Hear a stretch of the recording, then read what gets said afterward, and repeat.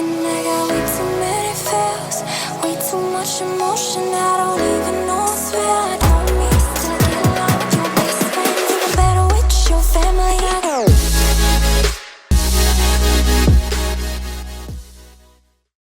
What's up, friends? Welcome to today's video. We're coming at you live from the couch. We're chilling today, okay? It's a rest day, but it's also time for a Q&A. So I posted a question box on my Instagram, and this time I was smart. I screenshotted all the responses so I didn't lose them in the Instagram archive like last time. So we're gonna go through these, and I have no idea how long this video is going to be, but we'll just get started. First question, how often do I have to get my eyelashes filled? So I go in every 2 weeks. Do I make money from my YouTube channel? A very tiny amount. It is nowhere near what you would imagine to pay any sort of bill. Top 3 favorite coffee shops in San Diego. So Better Buzz, forever and always, has my heart. And I haven't been to like a ton of coffee shops, but I've really liked all the ones I've been to. I really cannot remember the name of this one. But it's over in South Park, next to the Target. I know that's not super helpful. If you live in San Diego, maybe you'll know which one I'm talking about. That one was really good. And then I like the Liberty Station. It might be called like Moniker Coffee Co. or Moniker Station. It's a really cute coffee shop down there. I like those 3. I feel like I've been to more, but right now I just can't even remember, and there's so many, but I want to explore more coffee shops. Do I fear life after Instagram? No, not really, because there's always going to be some form of social media or a social platform that is going to keep everybody connected, I believe, because that's just today's world. That's how the world operates in a lot of different ways. So like, I freaking love Instagram. Obviously it has its pros and its cons, but I genuinely love it because I get to keep up with like the people that I want to keep up with, even if I'm not seeing them in real life, right? Or in person, even my friends here. So I don't think that aspect of like human psychology will ever change. So I don't think that we're all ever going to be like completely cut off from one another. Am I a certified trainer? If so, through what program? So yes, I'm an ACE certified personal trainer. I guess that answers the second question. I went through ACE. And if not, do I still find it successful coaching online? So truly, I don't think you need a certification to be a successful coach. I know several coaches, very successful coaches in the online space who are not certified. And honestly, I've only ever had like a couple people ask me what my certifications are, which is fine. Like, I understand that, you would like to see some credentials. And my theory in getting my certification was that I didn't want to hold myself out as a professional in a space that offers credentials. So that's a big reason why I did it. But after you work with clients long enough, and if you're getting them results and you're not like harming anyone, your experience and your results are like your credibility, right? And I think, if you are looking for a coach and them having a certification is important to you, that's totally fair. But I think what is equally as important is their clients' results and experiences. So if you are looking for a coach, talk to that coach's clients and just kind of get some feelers for how their experience was. But no, I don't think that you need a certification to be an online coach, which is, I don't know. It's crazy because it could be like, you could approach it from the standpoint of like, well, you're holding yourself out as a professional and you're not certified. But you can also look at it from the standpoint of like, yo, this is dope. Like, we don't need to drop thousands of dollars on like pieces of paper to be successful, and that is very cool. Because if you don't know, I went to law school. I paid a lot of money for a piece of paper for my JD, which I totally love and I wanted it, so I got it. But I don't know, it's just a concept moving forward into the world of online business and the fitness space. Not that the JD has anything to do with the fitness space, but it taught me a lot, okay? Anyway, what are my favorite self-care activities? So love lashes, love getting facials, love getting massages. I'm going to get a massage after this. I get them once a month. Love getting my nails done. Typically I get that once a month. Another self-care thing is Brazilians. I talked about that in my last vlog. And I think that's everything. I would like to get pedicures more regularly, but at the same time, like, I can just paint my toes myself. Like, I cannot do acrylics on myself, okay? So that's most of it. But other little things that I really like is treating myself to drinks, right? I love Diet Cherry Limeades from Sonic. I love my cold brews from Starbucks. I love, like, fizzy drinks from the store. When I was going through my anxiety, I would get myself green juices a lot because it just made me feel like a healthy human and I wasn't tracking macros and stuff like that. I got a little health shot at brunch yesterday. Me and drinks, we got a good thing going, okay? So there's that. I try to stay away from like anything food related because that can just create a bad habit. I used to emotionally eat a lot and that hindered me from my goals. So I try not to do that, but sometimes you gotta feed your soul. You gotta get a cake pop or a muffin or something, okay? I like that. What do I wish I knew before competing? So, okay, if you don't know, I competed for the first time in October of 2017, and then I took all that time off until just a few months ago when I competed in the beginning of November 2019. And I don't know, I don't think there's anything... I guess I wish I knew how hard the reverse diet would be, like the first time around, like sticking to your macros because you're hungry and you just like don't have a reason to stick to your macros anymore, really, unless you fully understand how sensitive of a state your body is in.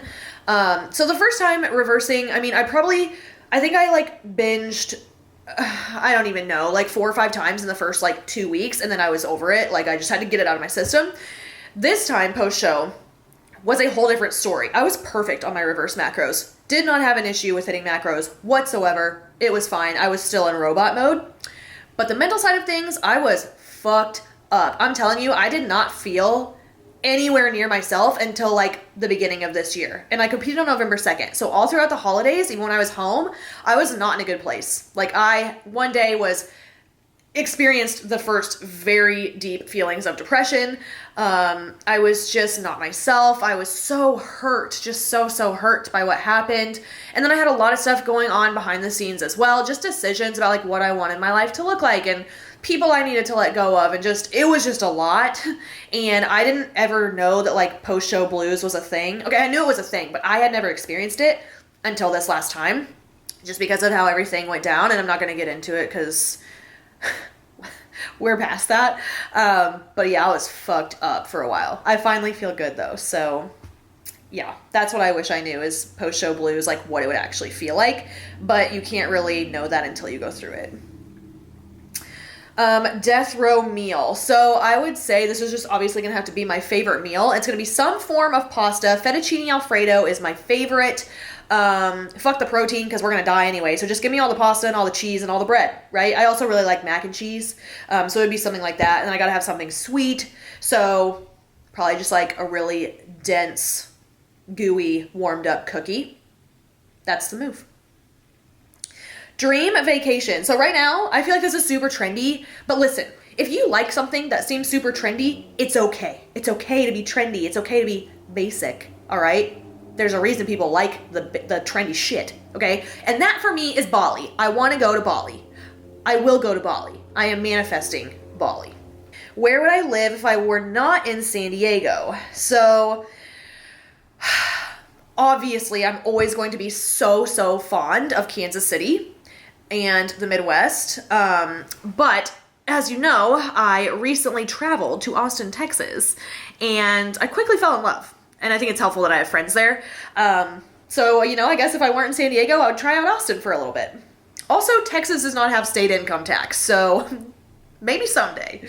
Ash says, not related to the question, but just wanted to say you're killing it. Thank you, girlfriend. You're so sweet. Wildest/funniest drunk story. Okay, so I'm going to tell the story from my 21st birthday, just because like this is just like hilarious to me. It's just like what comes to mind.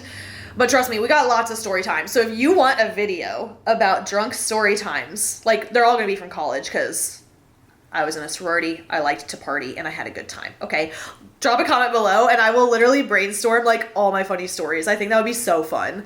And I like to hear them from other people too. Like I like watching videos like that to get to know people. So let me know. But anyway, my 21st birthday story. So it was unseasonably warm. I was able to wear a romper that night with like shorts, like long sleeve, but shorts. And my birthday is December 13th. So usually it's like cold, right? So we go out and, well, we went out like all day because I'm not sure if this is a thing everywhere, but the goal on your birthday on your 21st birthday is to take 21 shots. And I was like, listen, I'm gonna be smart about this. I'm gonna drink my water. I'm gonna do it throughout the day, right? I'm not gonna start at like 7 p.m. because I will die. So you could say by this time in the night, I was substantially intoxicated from the day. Not like blacked out or anything, just like very like, just like having a good time. Woohoo, whatever. And so I had my romper on. And if you're a girl and you wear a romper, when you gotta pee, you gotta take the whole damn thing off. You gotta get naked, basically, to go pee. And my best friend and I we had left the bar, and we had like our guy friends with us. It was like, well, my boyfriend at the time, but like also like then like his friends. And we were getting pizza across the street from the bar at the Wheel in Lawrence, Kansas. If any of you went to KU at Rock Chalk, we were at the Wheel getting pizza. And we're just like having a good time. Like we're just like sitting on the rocks. And like some drunk dude just came over and started like hassling us. And he said something like really mean to my friend or something. And I was like, I was like trying to defend her. I was like, I'll fucking kill you. Like I'll fight you. Like whatever, like hold me back. And like she was doing the same thing. She's like, come at me. You're gonna hit a girl. Like blah, blah, blah. And like it wasn't even serious. Like we weren't even actually mad. We were just like, everything was so funny at this point that we were like, dude, let's like fuck with this guy. And then we see an officer walking over, and I think they were just like, ma'am, and we're like, shit. And so then we both decide we're just gonna run, and we hear the lady like, ma'am, and we're like, shit, we gotta go. So we just like disperse, like all of us. And then they like deal with the drunk guy, and I'm like, yeah, fuck you, like whatever. But at this point I'm like, oh my God, I have to pee. I was like, well, I'm hiding from this cop, why am I hiding? I just turned 21. So I was like still used to like being underage at a bar. No judgment. Everybody does it, okay? Especially in a college town. So I wasn't conditioned yet. I don't know. I was just scared. So I ran away. And I was like, oh my God, I have to pee. And I was like, well, I'm just going to go right here. And I just like took my romper off and was just peeing in the freaking grass. Like I moved like away from the light a little bit and like tried to hide behind a bush. But like, let's be honest, I was probably pretty exposed. And I just peed. And then, like, I saw the cop and the dude, like, go away. And I was like, okay, where's my friend? And we just, like, found each other again. And I was like, I just peed. And we just, like, lost our mind. Like, dumb shit. But some of the best memories, dude. So, yeah, there's your drunk story time for this video. Current nutrition and training protocol. So right now, I am still reversing / getting into a surplus. We're growing muscle. We're making gains. I can see them. I can feel them. I'm strong in the gym. And what I am doing is for cardio, I'm just doing 2 20-minute sessions per week. And then for nutrition, so I'm always on 140 protein and 55 fat. For rest days, I do 275 carb. For upper body days, I do 300. For leg days, I do 330. And those are really just arbitrary numbers. Like, don't take what I'm doing and you try it, because like my body has been through a lot, and I'm sure yours has too, and we're very different. So yeah, there's that. But I do want to start exploring different forms of fitness. So I went to a yoga class last week. I'm going to go to another one tonight. I really want to try F45. I want to try like Legree, Pilates, whatever. So I think I'm going to sign up for ClassPass and try some different classes here in San Diego just for funsies. And I know that like if I'm doing that on top of my training, or if I'm doing more functional stuff as opposed to like a bodybuilder session one day, I am going to be burning more calories, which is not conducive to muscle growth. And I know that I'll probably have to adjust my nutrition if I make that a regular thing, because I'm not training hard in the gym just to not grow muscle because I'm not eating enough. But I'm also not going to be doing like HIIT to like eat more food, like earn my food, because that's not a thing either. So I don't know. That's kind of where I am right now. What gives me the most fulfillment in life right now?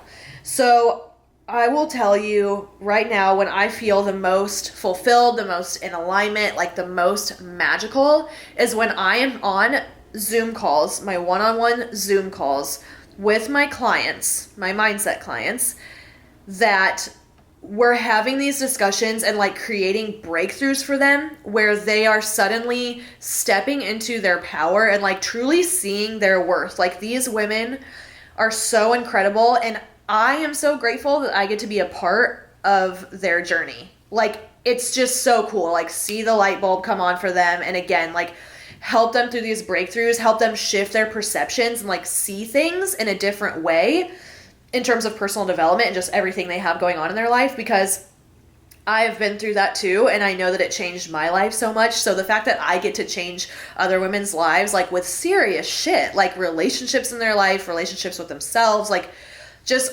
everything in their lives, like that is what fulfills me the most. Like I just feel so magical on those calls. Not really a question, I guess, but do you foam roll your whole body or can you make a video of it? So I am going to make a video about this because I just made an Instagram post and asked if you would want to see that. So just stay tuned for that. But when I foam roll, I do my glutes, my legs, like including, like I'll do glutes, hamstrings, and then I'll roll around in my quad on each side, and then I'll do calves, and then I do my back, which is amazing and terrible all at the same time, and kind of my lats. I don't really do my arms, but I will make a video of this. What is a pet peeve I have as a coach? So I think, I mean, all my clients, like, they don't really give me much trouble because I truly believe I attract the people who are serious about making a change. So I don't really have any like pet peeves. I guess the only thing that would be frustrating would be if somebody doesn't follow the plan because they think that they know better. And in that case, like I would just have a discussion like, hey, like why did you sign up with a coach? Like why did you sign up with me? And typically the answer would probably be something like they thought they could do it on their own and they didn't see results. And so they outsourced, right? They need help and I'm here to help. However, I can't help unless like they trust me and they trust the process and they trust themselves. So it's just a choice at that point. Like, do you want to really go for this and trust the process or do you not? And if you don't, that's cool. That's fine. Because some people, like not everybody's ready for that, you know? So I don't know. That's kind of my feeling there about, you know, pet peeves that I would have as a coach. Bella Sandernew. I don't know if I said that right. But she says, hi, love you back. Tips for enjoying workouts more. So you just got to find a form of fitness that looks, or that you enjoy, right? And it looks good for you and your lifestyle and what you enjoy doing. So if you like functional training, like do CrossFit, do EMOM workouts, do F45. Like that's going to get your heart rate up. You're going to be doing like functional movements like box jumps and just a lot of dynamic stuff. It's going to make you feel like an athlete. If you want to grow your glutes, you're gonna have to take a bodybuilder approach, or maybe even a powerlifting approach, but you're gonna have to be doing those movements, like those weightlifting resistance training movements that are gonna grow your glutes, right? So it's, you know, and you're not gonna know what you like until you try it, right? Because you have to try things and then figure out if it's a yes or a no, and then revise the plan accordingly. You can't just sit around and be like, well, I don't know how to enjoy my workouts anymore because I just don't know what I enjoy. Try shit, dude. Try yoga. Try F45. Try Pilates. Legree. Try bodybuilding. Try powerlifting.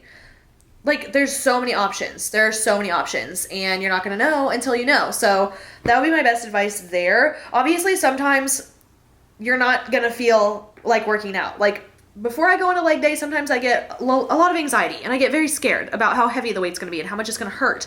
But the results are worth it. And another thing is we're living in the process 99% of the time. So like, yeah, the results are dope, but that's like 1%, right? So if you want a specific result, but you are not enjoying the process, you're going to have to give a little. You're going to have to sacrifice something because there are different processes that you can use to get different results in terms of like if you want to grow your glutes or whatever.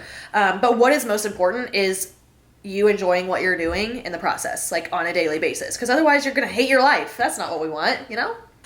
I apparently, when I tried to snooze, screenshotted my alarm. Nice.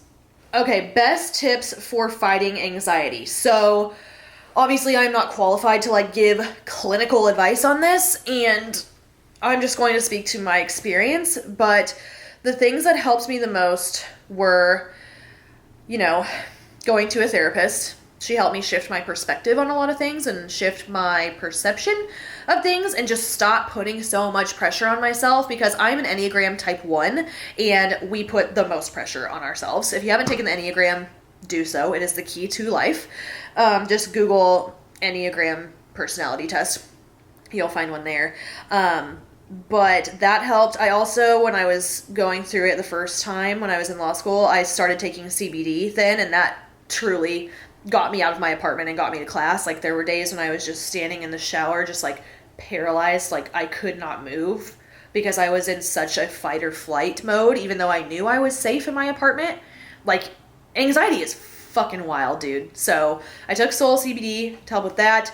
And now what I do in terms of just like coaching myself through it, it's nowhere near as bad, but that's because I've done a lot of work on my belief systems and my thought patterns and how I see myself and how I see life. So my best, like most practical advice from the get-go is when you have a feeling, be a neutral observer, okay? Because anything that happens in life, it is just an event, okay? You're going to have your perception.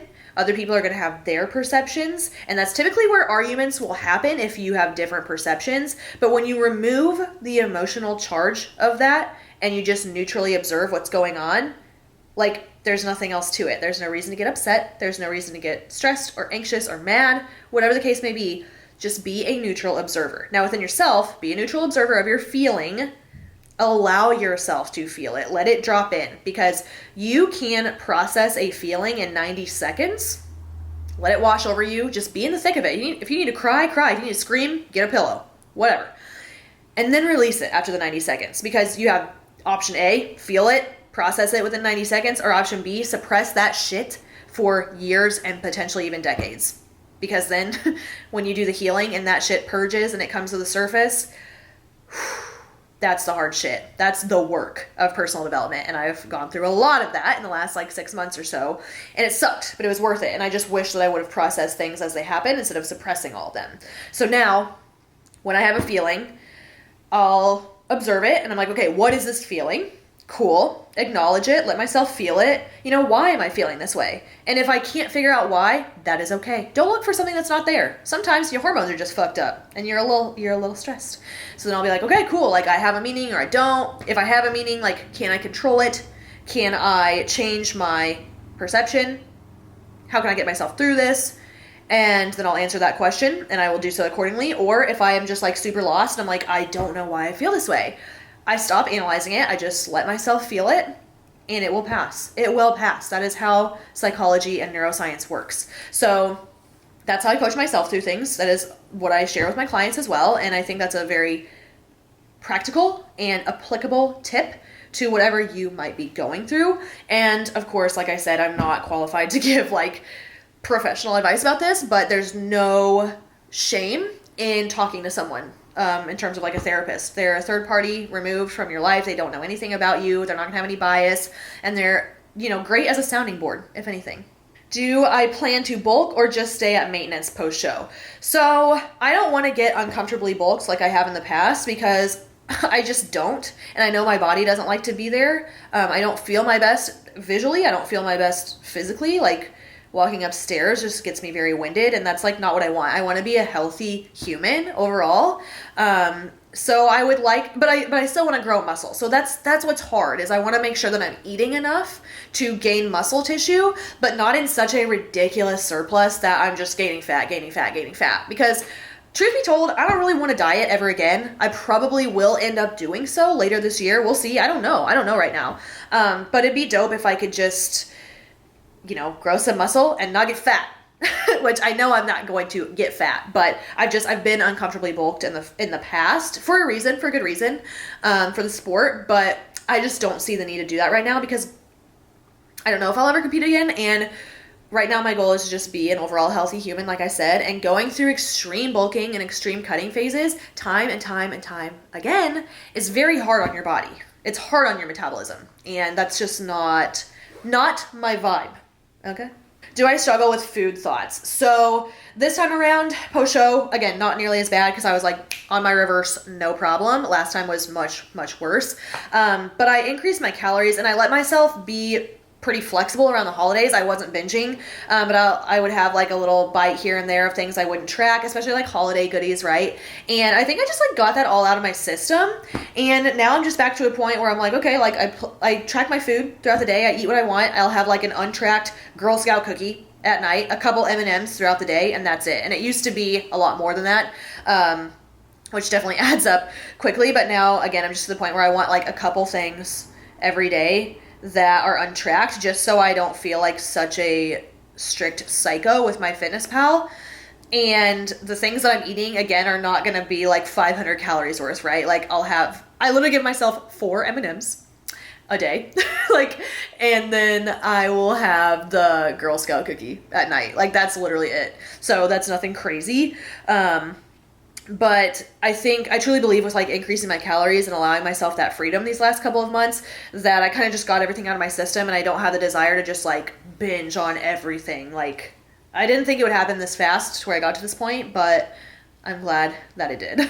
How do I think someone with exercise addiction should go about exercising? Okay, so oftentimes, and again, I'm not professionally qualified to give advice about this if you are someone who is over exercising and you have exercise addiction, but oftentimes what we are addicted to is the thing that is hurting us, right? If you think about like alcoholism or eating disorders, if you're addicted to like binging and purging or whatever the case may be, under eating, that's what's hurting us. So you need to learn how to live without it.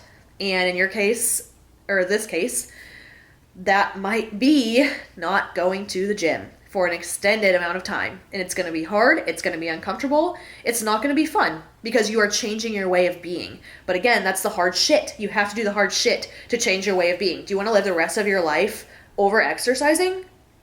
Like, truly? Or would you rather spend more of your time like developing relationships and learning and like making an impact and getting to know yourself even, you know? So if you're over exercising, there's no way to rationalize that in your head, dude. So I don't really have any like tangible advice besides like, hey, what you're addicted to is probably hurting you, so you have to learn to live without it.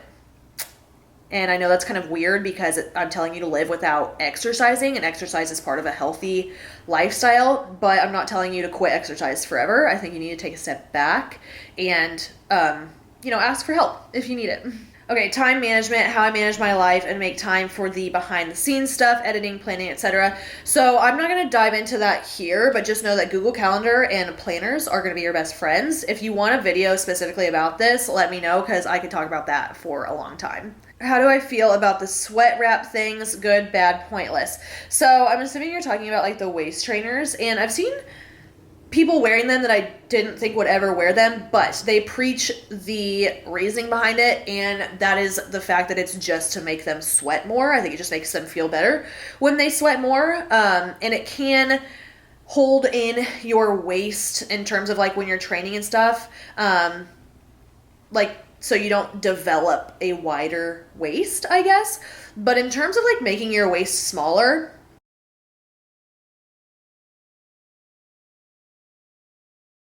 or like reducing belly fat, like any of that shit's not going to be true about waist trainers. That's just not what they do, you know? So I'm indifferent about it as long as people aren't preaching the wrong shit, as long as they're not preaching bullshit about it. Like if you truly explain your purpose for wearing it and like you educate people on it, then like dope, do it. But if you're like, I wear this to reduce belly fat and like I also take the skinny tea to like make my waist smaller, like I'm not down for that. Dating life. Do I have one? No. I'm not talking to anyone. I have not gotten to know any dudes, like literally since I moved here. Okay. I've like gotten to know guy friends, but not like in a romantic capacity. Like I literally have been single since summer of 2016. Do with that what you will. I'd rather work on myself first, though, which I've done a lot of.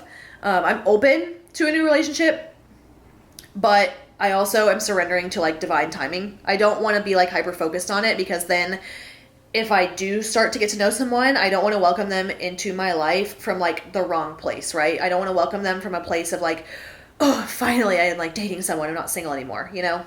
I want to welcome them from a place of grace and love, and we're going to be a team as opposed to like, I need someone. You know what I mean? Do I have couple goals?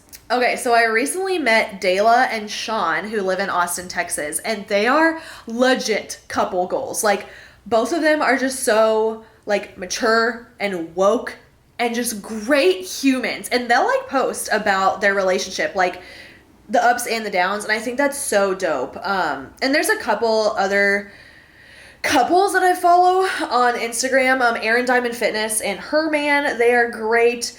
And I mean, obviously I love like Tay and Steve Dilk, but I feel like I'm drawn to Sean and Dayla and then Erin and her man because they share a lot about their relationship, especially like in today's space with like social media and stuff.